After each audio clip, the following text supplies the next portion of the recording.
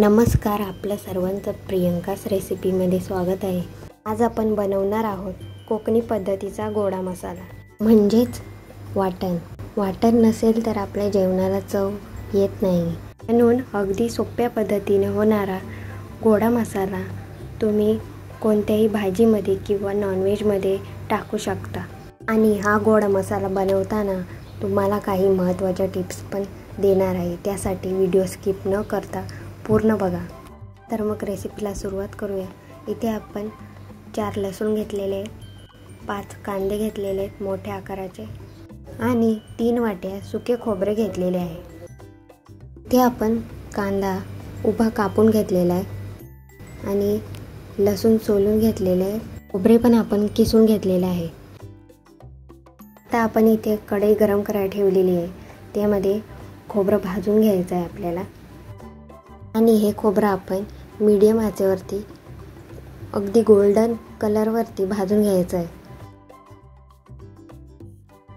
इथे आपलं खोबरं खरपूस असं सोनेरी रंगावरती भाजून झालेलं आहे आणि आता आपण काढून घेऊया।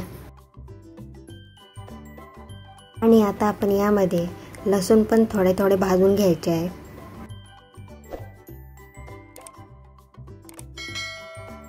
लसूण पण भाजून झालेले आहेत। आता आपण एका प्लेटमध्ये काढून घेऊया।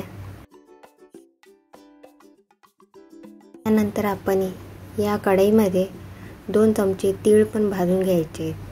पहिली टिप देते की तीळ पण गोडा मसाल्यामध्ये टाकल्यामुळे चव खूप छान लागते। आणि आपले तीळ भाजून झालेले काढून घेऊया। आणि आता कांदा पण भाजून घेऊया आपण। कांदा पण आपण मीडियम गॅसवरती भाजून घ्यायचा आहे। इथे आपण कांद्यामध्ये 1 चमचा मीठ घालून घेऊया। ही दुसरी टिप की कांद्यामध्ये भाजताना मीठ घातल्यामुळे कांदा लवकर भाजला जातो। आणि कांद्यामध्ये 1 पळी तेल पण घालायचं आहे। तिसरी टिप आहे की कांदा भाजताना कांद्यामध्ये तेल घातल्यामुळे कांदा छान भाजला जातो। आता ही चौथी टिप देते की गोडा मसाला बनवताना यामध्ये अजिबात पाण्याचा वापर करायचा नाही। हे मसाला आठवडाभर टिकतो। आपला कांदा पण भाजून झालेला आहे, काढून थंड करून घेऊया। हे आपण खोबऱ्यामध्ये लसूण आणि तीळ एकत्र करून घेतलेले आहे आणि मसाला आपण थंड करून घेतलेला आहे। आता आपण मिक्सरच्या भांड्यामध्ये वाटून घेऊया। आता आपण या मिक्सरच्या भांड्यामध्ये खोबरं वाटून घेऊया। खोबरं आपण बारीक असं वाटून घ्यायचं आहे। ते आपण खोबरं बारीक असं वाटून घेतलेलं आहे। आता एका ताटामध्ये काढून घेऊया। आपण या ताटामध्ये खोबरं काढून घेऊया। आपण 4 चमचे गरम मसाला घेतलेला आहे। हा मसाला आपण घरीच बनवलेला आहे। इथे आपण हे खोबरं वाटून घेतलेलं आहे, त्यामध्येच आपण मीठ घालायचं आहे। 3 चमचे इथे मीठ घातलेलं आहे।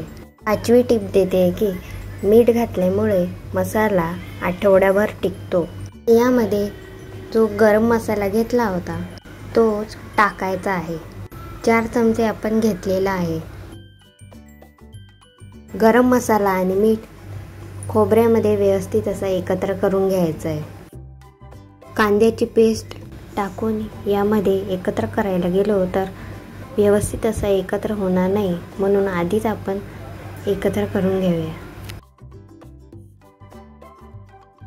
आता आपण कांदा पण मिक्सरच्या भांड्यामध्ये काढून घेऊया। कांदा पण बारीक असा वाटून घेऊया। कांद्याची पण आपण बारीक पेस्ट करून घेतलेली आहे। आता आपण खोबऱ्यामध्येच काढून घेऊया। मसाला आता आपण व्यवस्थित असा एकत्र करून घ्यायचा आहे। हा मसाला कोकणामध्ये पारंपरिक असा बनवला जातो। गोडा मसाला तुम्ही कोणत्याही रोजच्या बनवल्या जाणाऱ्या भाजीमध्ये किंवा नॉनव्हेजमध्येही तुम्ही वापरू शकता।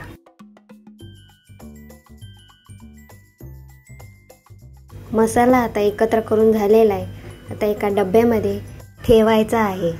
आठवडाभर तुम्ही हा मसाला फ्रीजमध्ये स्टोअर करून ठेवू शकता आजची गोडा मसाल्याची रेसिपी तुम्हाला कशी वाटली ते कमेंट करून नक्की कळवा आणि चॅनलला लाईक, शेअर आणि सबस्क्राईब करा. थँक्यू.